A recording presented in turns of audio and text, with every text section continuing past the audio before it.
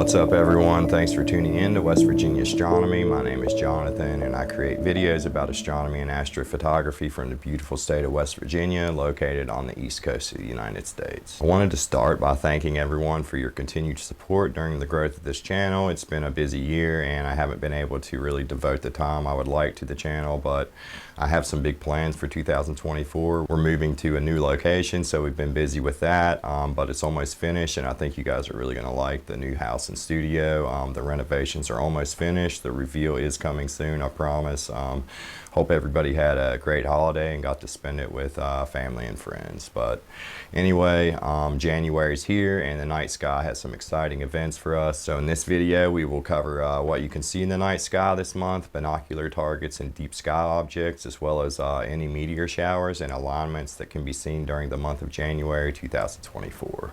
There's a lot to talk about, so let's go ahead and dive right in.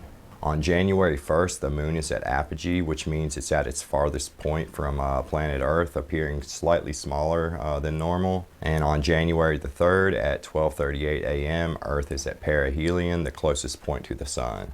Also the same night, gear up for the Quadrantids meteor shower, peaking with an impressive 80 meteors per hour under the right conditions. Look towards the radiant point located in the constellation Boots just after midnight. Quick tip for meteor showers: find a dark spot away from city lights, be patient, and give your eyes about 20 minutes to adjust to the darkness for the best viewing experience. On January 7th, Venus and Antares treat us to the first conjunction of the year, a perfect photographic opportunity around 5:45 a.m. On January 8th, we have an occult between Antares and the moon, visible to the western U.S. and parts of northwestern Mexico. For the rest of us, they'll just appear pretty close together in the sky. For those wondering, an occult is when one celestial body passes in front of another, in this case the moon passing in front of Antares. On January 10th, the Ursa Minorids meteor shower kicks off, although it is considered a weak shower, but if you're up for it, look towards the radiant point in Ursa Minor between the 10th and the 22nd. And as we approach the new moon phase on January 11th, this is the perfect time for deep sky targets, so head to those dark sky locations and immerse yourself in the night sky. Moving on to the night of the 12th, the planet Mercury reaches its greatest elongation, and this is the best time to observe it as it's furthest away from the sun. So if you have the focal length for it, this is really the time to justify pulling it out and seeing what you can capture. On the 13th, we have the moon at perigee, its closest approach to Earth, making it appear slightly larger in the sky, but this year it's actually during the new moon phase, so it's not really going to be visible. On January 14th, catch the conjunction between the moon and Saturn just after sunset, and a few hours later they'll bid farewell below the horizon.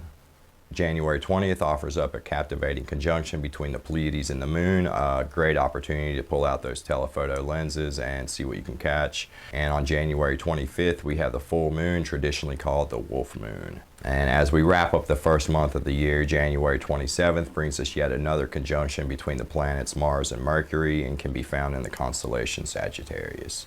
And finishing up the month, January 31st officially marks the start of the Alpha Centaurids meteor shower, but this one unfortunately is only visible to southern hemisphere observers. Alright, first up we'll cover a few of the easier targets and then move on to more challenging targets as we go. So first up we have the Pleiades star cluster, located in the constellation of Taurus the Bull, around 440 light years away. This target is an iconic open star cluster and easily the most impressive star cluster in the night sky. M45, aka the Seven Sisters, is best photographed in my opinion around 450 millimeters, but can be captured with a very wide field as well. The wider field will showcase more of that surrounding gas, while the closer view highlights the nebula and some of those details. Both choices can produce an amazing image either way. Routine RGB methods or simple shot color is suggested, so this target would do best photographed during the new moon phase when the skies are nice and dark. Next up we have the California Nebula, cataloged as NGC 1499. This target gets its name from its shape and is located 2,000 light years away in the constellation of Perseus. This target requires a pretty wide field of view to capture the entire region, so unless you have a giant imaging chip or are willing to devote the effort to create a mosaic image, your best bet may be to use a camera lens. This target frames up very nicely with the Rokinon 135 and does really well with narrowband filters. My recommendation would be to capture data in both RGB and narrowband to create an HARGB image, preserving those natural star colors. And next up we have target IC405, aka the Flaming Star Nebula, located in the constellation of Auriga, 1500 light years away. This target is part of a molecular cloud illuminated by the runaway star AE Auriga, and this bright star was actually ejected from the Orion Nebula by the collision of two binary star groups. You can choose to frame up just the main brighter region with a field of view of about 40 arc minutes or a larger field of view of 100 arc minutes. You can even choose a field of view of 150 arc minutes to include target IC410 into your frame, as you could see here from my image I captured last year. This target is considered an emission and reflection nebula, so RGB is recommended to capture the dim blue reflection nebula and the natural star colors. Consider doing an HARGB for this one as well. I've photographed this target a few times over the years, and it's always a fun one to capture. Next up, we have the Tadpole Nebula, located 12,000 light years away in the constellation of Auriga, and is actually much further away than the Flaming Star Nebula, but appears to be right next to it. There is an open star cluster located in the center of this target, cataloged as NGC 1893, and was discovered long before the surrounding emission nebula IC410. The stellar wind from these two young stars sculpts some of the nebula's gas and dust into two tadpoles, creating a stunning display that is always super fun to capture. You can either frame up IC410 with a field of view of 50 arc minutes or include the Flaming Star Nebula with a 150 arc minute field of view. This target is bright enough for one-shot color or RGB methods, but will massively benefit from using dual band or narrowband filters. This one is super fun to capture and is actually one of my favorite winter targets. Next up, we have target M1, aka the Crab Nebula, located 6,523 light years away in the constellation of Taurus. And this target was actually the very first entry into Charles Messier's famous catalog of celestial objects, claiming its #1 spot in this famous catalog. This target was originally named due to its resemblance to a horseshoe crab when viewed as a fuzzy patch in the night sky. This object is a remnant of a supernova explosion in the year 1054 and documented by Chinese astronomers, and is said that it was bright enough to be visible in daylight for days. This target is small, which really benefits from using a longer focal length, but you can still take a pretty cool image with a wider field, but your details will not be as resolved, and wait for a night with steady skies and excellent seeing, and an HA filter or dual band filter can really enhance the views and the details in the tendrils. Most images will have background stars as a major portion of the image, so red luminance or blended red and clear luminance may be better. I've shot this target I think one time, but I wasn't really happy with it, and I would like to photograph it again using a longer focal length, but again, that's just me. You can still get a pretty cool wide field image either way. Next up, we have the iconic Orion Nebula, located 15,000 light years away in the constellation, you guessed it, Orion. Of course I included the Orion Nebula. Who doesn't love this amazing target? M42 can either be framed up alone or together with the Running Man Nebula. The central part of the Orion Nebula in the region of the trapezium is easily overexposed.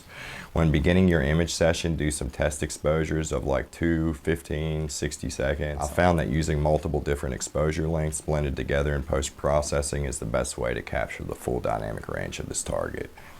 Try to show as much detail as possible in the outer areas of the nebula without saturating the core. The Orion Nebula is a diffuse nebula and can be photographed in broadband or wide open dual band and HARGB. I generally like to photograph it in true color RGB myself, but any one of these options can create stunning images. Next up, the Horsehead and Flame Nebula, another iconic target made famous by the Hubble Space Telescope. This target is challenging because of the super bright second magnitude star on attack compared to the faint H2 regions. This target frames up nicely at 500 millimeters, but a wider field of view can showcase the surrounding sea of hydrogen gas that really looks cool with enough exposure time. Pairing this up with the Orion Nebula can also be a pretty cool image and can be done using the Rokinon 135. I would recommend doing an HARGB so you can control that star and keep it from blooming. You can also shoot in dual band and create a Hubble palette image, but I would still recommend adding some RGB stars to finish it off. Next up, we have target IC2118, aka the Witch Head Nebula. And this cool target is a tough one and can be found 900 light years away in the constellation of Eridanus. The target is an extremely faint reflection nebula believed to be an ancient supernova remnant or gas cloud illuminated by the nearby supergiant star Rigel. Framing up this target just right can be kind of tricky, as it's so faint it can kind of be hard to see your framing. Plate solving can really help with that.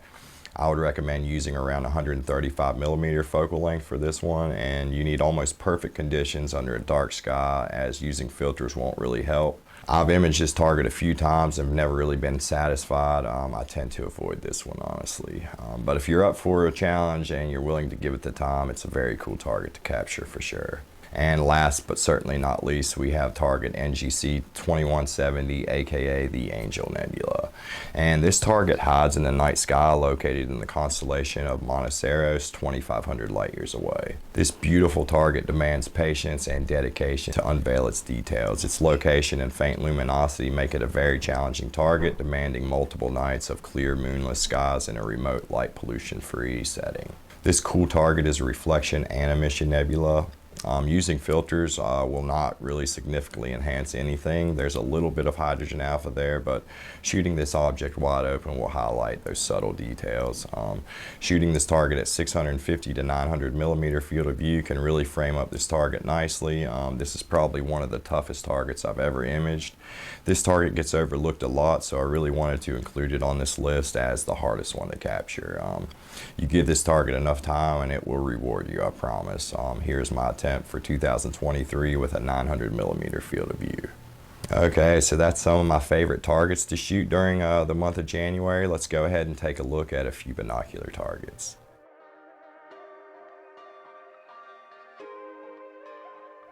First up again, we have the Pleiades star cluster, which is pretty cool to see through binoculars, and this is one of the closest star clusters to Earth and definitely the most beautiful to the naked eye. Look high in the sky at the constellation Taurus after sunset and you will see a small cluster of stars shaped like the Little Dipper. This is actually the Pleiades and is very easy to spot in the sky. Next up, we have the Beehive cluster located in the constellation of Cancer, and to find this target, use the stars Pollux and Castor in Gemini and Regulus in Leo. This cluster is about halfway between Regulus and these two bright stars. Those who are lucky enough to actually be under dark skies may be able to see it as a faint fuzzy smudge with the naked eye, but using binoculars will show a sprinkling of yellow and red stars amongst dozens of bright blue-white ones. Really cool target to see through binoculars.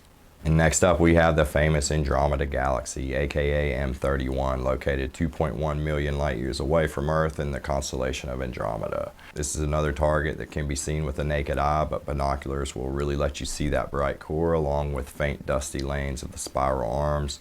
If you've never seen the Andromeda Galaxy before, now is the time to view it when it's highest in the sky. To locate M31, look northward for the M or W-shaped constellation Cassiopeia.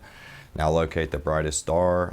It's the constellation's brightest star at its point, and this points us right to the Andromeda Galaxy. Next up, you can check out the brightest star in the night sky if you want, located just below Orion. And to locate this star, imagine a straight line passing through the three middle stars of Orion. Look along the line towards the east, and this line will lead you to a very bright star. This is Sirius, claiming the #1 spot for the brightest star in the sky at the moment.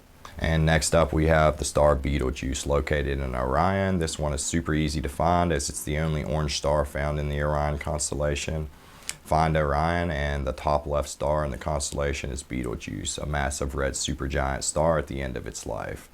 It's estimated to go supernova sometime between now and the next 1,000 years, and this is a super cool star to look at through binoculars. And last but certainly not least is none other than the Great Orion Nebula, M42.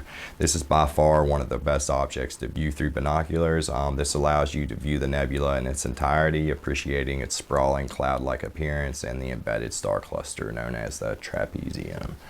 This target is always super fun to look at and never gets old. That's about all I've got for this one, guys. Hopefully you got something out of this video. And again, thank you to everyone for all your continued support and encouragement. It really means a lot and keeps me motivated to keep going out. If you did find this video useful, I'd appreciate it if you would consider hitting that subscribe button. It really does massively help me out just by simply clicking subscribe. Turn on all notifications so you don't miss any of my video uploads. Hopefully we get some clear skies this month so we can see all this cool stuff, right? But either way, keep looking up. Good luck, clear skies, and I'll see you in the next one, guys. Peace.